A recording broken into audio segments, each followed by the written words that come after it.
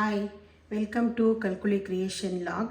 ನಾನಿವತ್ತು ಪೋರ್ಕಿಂದ ಒಂದು ಡ್ರೈ ಐಟಮ್ ಹೇಗೆ ಮಾಡೋದು ಅಂತ ತೋರಿಸ್ತೀನಿ. ಯೂಶ್ವಲಿ ಇದು ತುಂಬ ಟೇಸ್ಟಿಯಾಗಿ ಬರುತ್ತೆ. ನಮ್ಮದು ಮಲೆನಾಡು ಅಕ್ಕಿ ಕಡುಬು ಇರ್ಬೋದು, ಹಾಗೆ ಅಕ್ಕಿ ರೊಟ್ಟಿ ಅದ್ರ ಜೊತೆಗೂ ಇದು ತುಂಬ ಚೆನ್ನಾಗಿ ಕಾಂಬಿನೇಷನ್ ಆಗುತ್ತೆ. ತುಂಬ ಕ್ವಿಕ್ಕಾಗಿ ಸಹ ನಾವು ಇದನ್ನು ಮಾಡ್ಕೊಳ್ಬೋದು. ಇವಾಗ ನಾನಿಲ್ಲಿ 1 kg ಆಗೋಷ್ಟು ಪೋರ್ಕನ್ನು ತೊಗೊಂಡ್ಬಿಟ್ಟು ಈ ರೀತಿ ಪೀಸಸ್ಗಳನ್ನು ಮಾಡ್ಕೊಂಡಿದ್ದೀನಿ. ಸ್ವಲ್ಪ ದೊಡ್ಡ ಪೀಸಸ್ಗಳಾಗಿನೇ ನೀವು ಇದನ್ನು ಕಟ್ ಮಾಡ್ಕೊಳ್ಬೇಕು.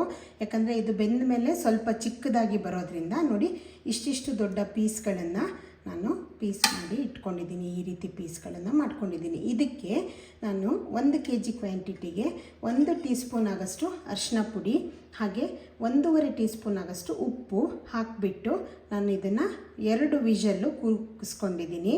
ಅದು ಸ್ವಲ್ಪ ನೀವು ಬಿಸಿಗಿಟ್ಟಿದಾಗ ಅದು ನೀರು ಬಿಟ್ಕೊಳ್ಳುತ್ತೆ. ಅದನ್ನು ನೋಡ್ಕೊಂಬಿಟ್ಟು ನೀವು ಆಮೇಲೆ ಬೇಕಿದ್ದರೆ ಒಂದು ಅರ್ಧ ಕಪ್ಪಷ್ಟು ನೀರು ಹಾಕ್ಕೊಂಡು ಇದನ್ನು 2 ವಿಷಲ್ಲು ಕೂಗಿಸ್ಕೊಳ್ಳಿ. ನಾನು ಯೂಶ್ವಲಿ ಪೋರ್ಕನ್ನು ಯಾವಾಗಲೂ ಕುಕ್ಕರಿಗೆ ಹಾಕಿಬಿಟ್ಟು ವಿಷಲ್ ಕೂಗಿಸಿನೇ ಮಾಡೋದು. ಪಾತ್ರೆಯಲ್ಲೂ ಇದನ್ನು ಬೇಯಿಸ್ಕೊಳ್ಬೋದು, ಆದರೆ ಅದು ತುಂಬ ಟೈಮ್ ತಗೊಳ್ಳುತ್ತೆ, ಹಾಗೆ ಚೆನ್ನಾಗೂ ಬೇಯೋದು ಇಲ್ಲ. ನೋಡಿ, ನಿಮಗೆ ಬೆಂದಿರೋದು ಅಂತ ಗೊತ್ತಾಗೋದಕ್ಕೆ ಈ ರೀತಿ ಬಾರ್ ಪೀಸಸ್ ಇರುತ್ತೆ ನೋಡಿ, ಕಾಣ್ತಾ ಇದೆಯಾ ನೋಡಿ, ಈ ರೀತಿ ಬಾರ್ ಇರುತ್ತಲ್ಲ, ಇದನ್ನು ನೀವು ಈ ರೀತಿ ಪೀಸ್ ಮಾಡಬೇಕು. ನೋಡಿ ಎಷ್ಟು ಕ್ಲೀನಾಗಿ ಕಟ್ಟಾಗುತ್ತೆ. ಹೀಗೆ ಕಟ್ಟಾದರೆ ಇದು ಬೆಂದಿದೆ ಅಂತ ಹೇಳಿಬಿಟ್ಟು ನೀವು 2 ವಿಷಲ್ಲು ಕೂಗಿಸ್ಕೊಂಡ್ರೆ ಸಾಕಾಗುತ್ತೆ. ಯಾಕಂದರೆ ಪೋರ್ಕಲ್ಲಿ ಲಾಡಿ ಹುಳ ಅನ್ನೋ ಒಂದು ಇದಿರುತ್ತೆ, ಅದು ಬ್ರೈನಿಗೆ ಹೋದರೆ ಪ್ರಾಬ್ಲಮ್ ಆಗುತ್ತೆ ಅಂತೆಲ್ಲ ಹೇಳ್ತಾರೆ.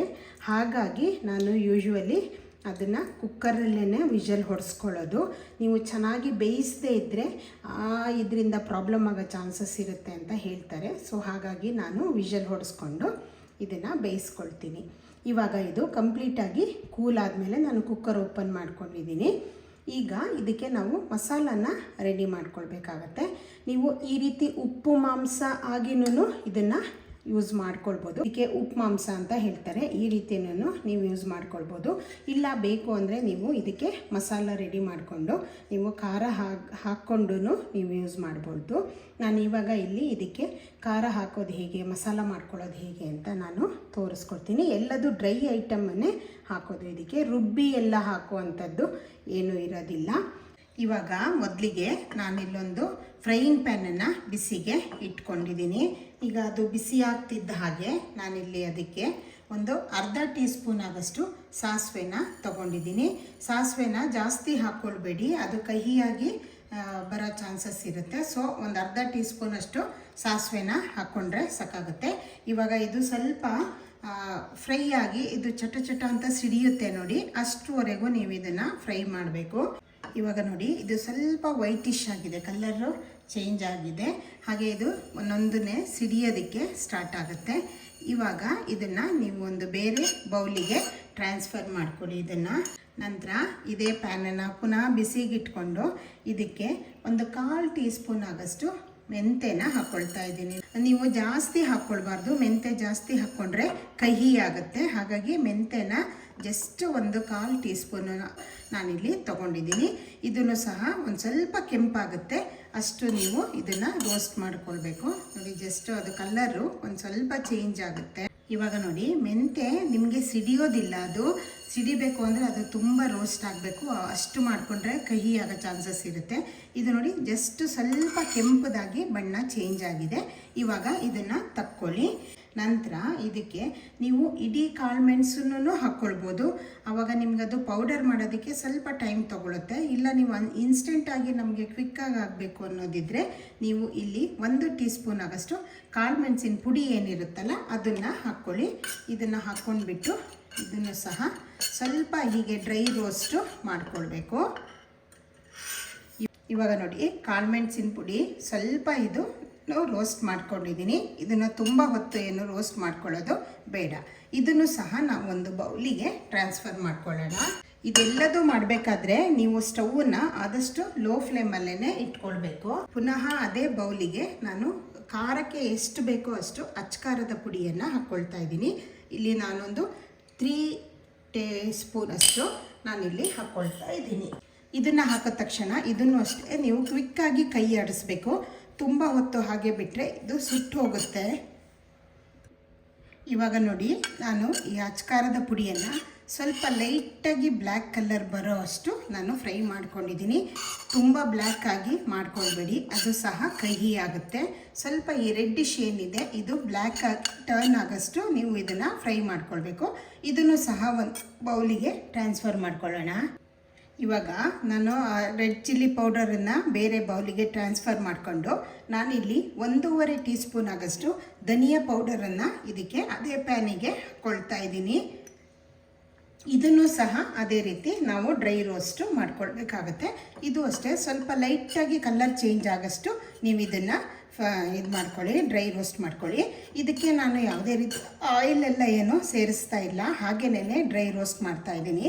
ಈಗ ಧನಿಯಾ ಮತ್ತು ಕೊತ್ತಂಬರಿ ಅಚ್ಕಾರದ ಪುಡಿ ಅದೆಲ್ಲ ಯಾವುದು ಕ್ವಾಂಟಿಟಿ ಹೆಚ್ಚು ಕಮ್ಮಿ ಆದರೆ ಏನೂ ಪ್ರಾಬ್ಲಮ್ ಆಗೋಲ್ಲ.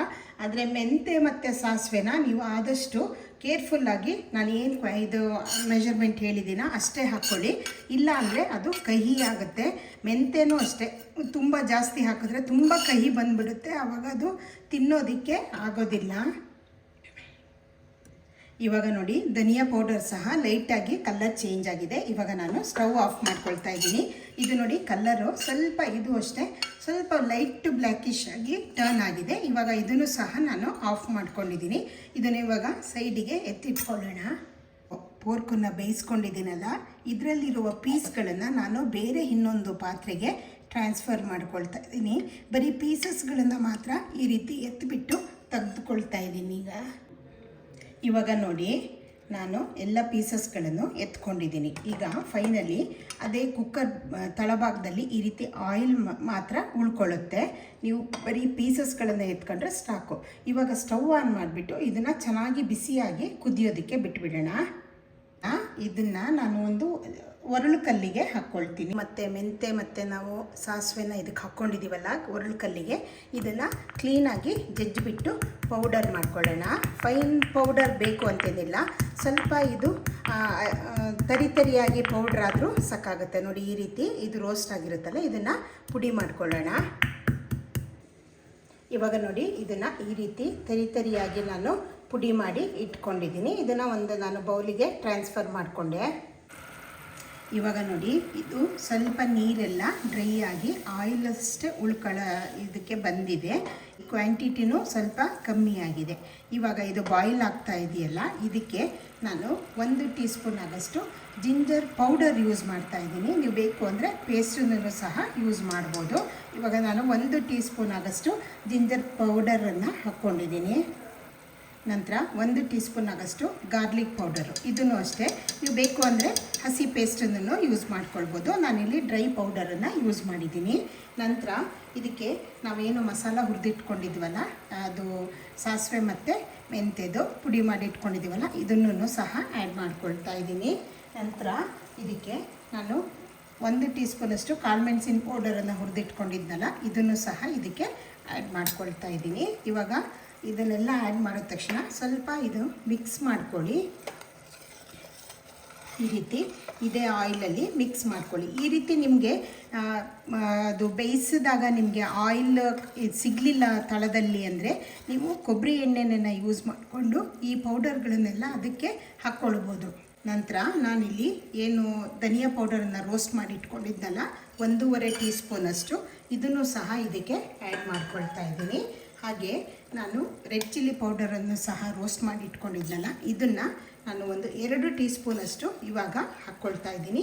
ಮತ್ತು ಖಾರ ನೋಡಿಬಿಟ್ಟು ನಿಮಗೆ ಬೇಕು ಅಂದರೆ ನೀವು ಆಮೇಲೆ ಆ್ಯಡ್ ಮಾಡ್ಕೊಳ್ಬೋದು. ಇವಾಗ ಮತ್ತೊಂದು ಸರಿ ಕ್ಲೀನಾಗಿ ಇದನ್ನು ಮಿಕ್ಸ್ ಮಾಡಿ ಇದು ಸ್ವಲ್ಪ ಹೊತ್ತು ಈ ಆಯಿಲಲ್ಲಿ ಬಾಯ್ಲ್ ಆಗೋದಕ್ಕೆ ಬಿಟ್ಟುಬಿಡಿ. ಇವಾಗ ನೋಡಿ ಇದ್ರದ್ದು ಒಂಥರ ಅರೋಮಾ ಬರೋಕ್ಕೆ ಸ್ಟಾರ್ಟ್ ಆಗಿದೆ. ನೋಡಿ ಇವಾಗ ಚೆಂದ ಅರೋಮಾ ಬರ್ತಾ ಇದೆ, ಹಾಗೆ ಕಲ್ಲರು ಸಹ ಸ್ವಲ್ಪ ಚೇಂಜ್ ಆಗಿದೆ. ಇವಾಗ ನಾವು ಇದಕ್ಕೆ ಬೇಯಿಸ್ಕೊಂಡಿರುವ ಈ ಪೋರ್ಕ್ ಏನು ನಾವು ಎತ್ತಿಟ್ಕೊಂಡಿದ್ದೀವಲ್ಲ, ಈ ಪೀಸಸ್ಗಳನ್ನು ಇದಕ್ಕೆ ಹಾಕ್ಕೊಳ್ಬೇಕು. ಈ ಪಾತ್ರೆಯಲ್ಲಿ ತಗೊಂಡಿದ್ವಲ್ಲ, ಇದನ್ನು ನಾವು ಈ ಪಾತ್ರೆಯಲ್ಲಿ ಬೇಯಿಸಿಟ್ಕೊಂಡಿರೋದನ್ನು ಅದಕ್ಕೆ ಆ್ಯಡ್ ಮಾಡ್ಕೊಳ್ಳೋಣ.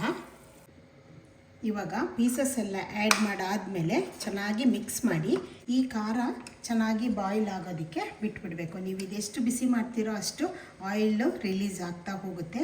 ಹಾಗಾಗಿ ಯೂಶ್ವಲಿ ನಾವು ಪೋರ್ಕಿಗೆಲ್ಲ ಎಕ್ಸ್ಟ್ರಾ ಆಯಿಲ್ ಯಾವುದೂ ಯೂಸ್ ಮಾಡೋಲ್ಲ. ಒಂದೊಂದು ಸಾರಿ ಅದು ಸ್ವಲ್ಪ ಡ್ರೈ ಆಗುತ್ತೆ, ಅಷ್ಟು ಆಯಿಲ್ ರಿಲೀಸ್ ಆಗಲ್ಲ.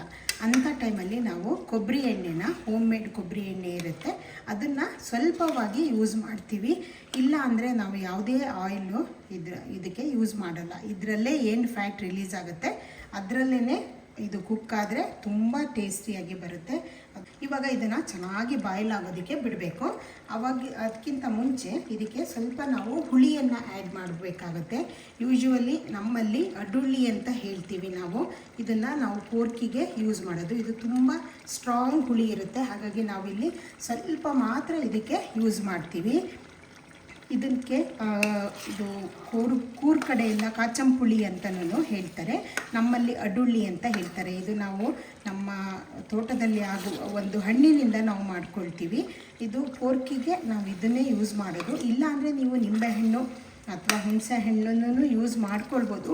ಇವಾಗ ಇದು ಸೂಪರ್ ಮಾರ್ಕೆಟ್ಗಳಲ್ಲಿ ಎಲ್ಲ ಕಡೆ ಸಿಕ್ಕುತ್ತೆ. ಇದು ಮ್ಯಾಂಗ್ಳೂರ್ ಸ್ಟೋರಲ್ಲೆಲ್ಲ ಸಿಕ್ಕುತ್ತೆ. ನಿಮಗೆ ಸಿಕ್ಕಿದ್ರೆ ನೀವು ಅದನ್ನು ಯೂಸ್ ಮಾಡ್ಕೊಳ್ಬೋದು. ನಾನು ಜಸ್ಟ್ ಒಂದು 1/4 ಟೀ ಸ್ಪೂನಷ್ಟು ಆ ಹುಳಿಯನ್ನು ಆ್ಯಡ್ ಮಾಡಿದ್ದೀನಿ. ಅದು ತುಂಬ ಜಾಸ್ತಿನೂ ಹಾಕ್ಕೊಳ್ಬೇಡಿ, ಯಾಕಂದರೆ ಅದು ತುಂಬ ಸ್ಟ್ರಾಂಗಾಗಿ ನಿಮಗೆ ಸೋಯಾ ಸಾಸ್ ರೀತಿಯಲ್ಲಿ ಇರುತ್ತೆ ಆ ಹುಳಿ. ನೀವು ಜಾಸ್ತಿ ಹಾಕ್ಕೊಂಬಿಟ್ರೆ ಹುಳಿ ಜಾಸ್ತಿ ಆಗುತ್ತೆ. ಇವಾಗ ಇದು ಸ್ವಲ್ಪ ಹೊತ್ತು ಬಾಯ್ಲ್ ಆಗಲಿ. ಬಾಯ್ಲ್ ಆದ ನಂತರ ಇದಕ್ಕೆ ಖಾರ ಬೇಕಿದ್ದರೆ ನೀವು ಏನು ರೋಸ್ಟ್ ಮಾಡಿ ಇಟ್ಕೊಂಡಿದ್ದೀರಲ್ಲ ಅಚ್ಚ ಖಾರದ ಪುಡಿ ಅದನ್ನು ಹಾಕ್ಕೊಳ್ಬೋದು. ಇಲ್ಲ ಅಂದರೆ ನೀವು ಕಾಳು ಮೆಣಸು ಬೇಕು ಅಂದ್ರೂ ಅದನ್ನು ಹಾಕ್ಕೊಳ್ಬೋದು. ಹಾಗೆ ಉಪ್ಪನ್ನು ಅಷ್ಟೇ ನೋಡಿಬಿಟ್ಟು ನೀವು ಇದಕ್ಕೆ ಆ್ಯಡ್ ಮಾಡ್ಕೊಳ್ಬೋದು. ಇದು ಇವಾಗ ಒಂದು 5 ಮಿನಿಟ್ಸು ಚೆನ್ನಾಗಿ ಬಾಯ್ಲ್ ಆಗಬೇಕು. ನಮ್ಮ ಮಲೆನಾಡಿನಲ್ಲಿ ಪೋರ್ಕು ಸಾಧಾರಣವಾಗಿ ಎಲ್ಲರಿಗೂ ತುಂಬ ಇಷ್ಟ ಆಗುತ್ತೆ. ಯೂಶ್ವಲಿ ಇದನ್ನು ಅಕ್ಕಿ ರೊಟ್ಟಿ ಅಥವಾ ಕಡುಬು ಅದ್ರ ಜೊತೆಗೆ ಸರ್ವ್ ಮಾಡಿದ್ರೆ ತುಂಬ ಚೆನ್ನಾಗಿ ಟೇಸ್ಟ್ ಕೊಡುತ್ತೆ. ಇವಾಗ ಇದು ಚೆನ್ನಾಗಿ ಬಾಯ್ಲ್ ಆಗ್ತಾ ಇದೆ ನೋಡಿ. ಇವಾಗ ನೋಡಿ, ಇದು ನೀವು ಫ್ಲೇಮನ್ನು ಫುಲ್ಲು ಲೋವಲ್ಲಿ ಇಟ್ಕೊಳ್ಬೇಕು, ಯಾಕಂದರೆ ಖಾರ ಹಾಕಿದ ತಕ್ಷಣ ಅದು ತಳ ತಾಗುವ ಚಾನ್ಸಸ್ ಇರುತ್ತೆ. ಸೊ ನೀವು ಕೈ ಬಿಡದೆ ತಿರುಗಿಸ್ತಾ ಇರಬೇಕು. ಹಾಗೆ ಫ್ಲೇಮನ್ನು ಅಷ್ಟೇ ಫುಲ್ಲು ಲೋವಲ್ಲಿಟ್ಟು ನೀವು ಇದನ್ನು ಸ್ಲೋ ಆಗಿ ಕುಕ್ ಮಾಡಬೇಕು. ಇವಾಗ ಇದು ಇನ್ನೊಂದು 2 ನಿಮಿಷ ಈ ರೀತಿ ಬಾಯ್ಲ್ ಆಗಲಿ. ಇದನ್ನು ನಾವು ನಾಳೆ ಯೂಸ್ ಮಾಡಬೇಕು ಅಂದರೆ ಇವತ್ತಿನ ದಿವಸನೇ ಇದನ್ನು ಕುಕ್ ಮಾಡಿ ಇಡ್ತೀವಿ. 1 ಡೇ ಬಿಫೋರ್ ಇದನ್ನು ನೀವು ಕುಕ್ ಮಾಡಿದ್ರೆ ನೆಕ್ಸ್ಟ್ ಡೇಗೆ ಇದು ಇನ್ನೂ ಡಾರ್ಕ್ ಆಗಿ ಬರುತ್ತೆ ಕಲ್ಲರು. ಹಾಗೆಯೇ ಅದರದ್ದು ಟೇಸ್ಟು ಅಷ್ಟೇ ತುಂಬ ಚೇಂಜ್ ಆಗಿ ಬರುತ್ತೆ. 1 ಡೇ ಇದು ಹಿಂದೆ ಮಾಡಿದ್ರೇ ನೆಕ್ಸ್ಟ್ ಡೇಗೆ ಇದು ನಿಮಗೆ ಕರೆಕ್ಟಾಗಿ ಸೆಟ್ ಆಗುತ್ತೆ. ಪೋರ್ಕು ನಾವು ಹೆಚ್ಚು ಬಿಸಿ ಮಾಡಿದಾಗೂ ಅದರದ್ದು ಟೇಸ್ಟು ಜಾಸ್ತಿ ಆಗ್ತಾ ಹೋಗುತ್ತೆ. ಇವಾಗ ಇದು ಆಗಿದೆ. ಪ್ರೆಷರ್ ಕುಕ್ ಮಾಡೋಷ್ಟು ಟೈಮ್ ಮಾತ್ರ ನಮಗೆ ಬೇಕಾಗುತ್ತೆ. ಮತ್ತು ಮಸಾಲ ಎಲ್ಲ ನೀವು ಯಾವುದು ರೆಡಿ ಪೌಡರ್ ಇದ್ರೂ ನೀವು ಯೂಸ್ ಮಾಡ್ಕೊಳ್ಬೋದು. ಇಲ್ಲ ಅಂದರೆ ಈ ರೀತಿ ಸಾಸಿವೆ ಮತ್ತು ಮೆಂತ್ಯನ ನೀವು ಆ ಟೈಮಲ್ಲಿ ನೀವು ರೋಸ್ಟ್ ಮಾಡಿ ಯೂಸ್ ಮಾಡಿದ್ರೆ ಅದರದ್ದು ಫ್ಲೇವರು ಇನ್ನೂ ಜಾಸ್ತಿಯಾಗಿ ಬರುತ್ತೆ. ಇವಾಗ ಇದು ನಾನು ಸ್ಟವ್ ಆಫ್ ಮಾಡ್ತಾ ಇದ್ದೀನಿ. ಇದನ್ನು ಬಿಸಿ ಅಕ್ಕಿ ರೊಟ್ಟಿ ಅಥವಾ ವೈಟ್ ರೈಸ್ ಆದ್ರೂ ಇದು ಚೆನ್ನಾಗಾಗುತ್ತೆ. ಹಾಗೆ ಕಡುಬು ಇದ್ರ ಜೊತೆಗೂ ನೀವು ಇದನ್ನು ಸರ್ವ್ ಮಾಡ್ಬೋದು. ಹಾಗೆ ನಾನು ಹಾಕುವಂಥ ಎಲ್ಲ ರೆಸಿಪಿಗಳು ನಿಮಗೆ ಇಷ್ಟ ಆಗುತ್ತೆ ಅಂತ ಭಾವಿಸ್ತೀನಿ.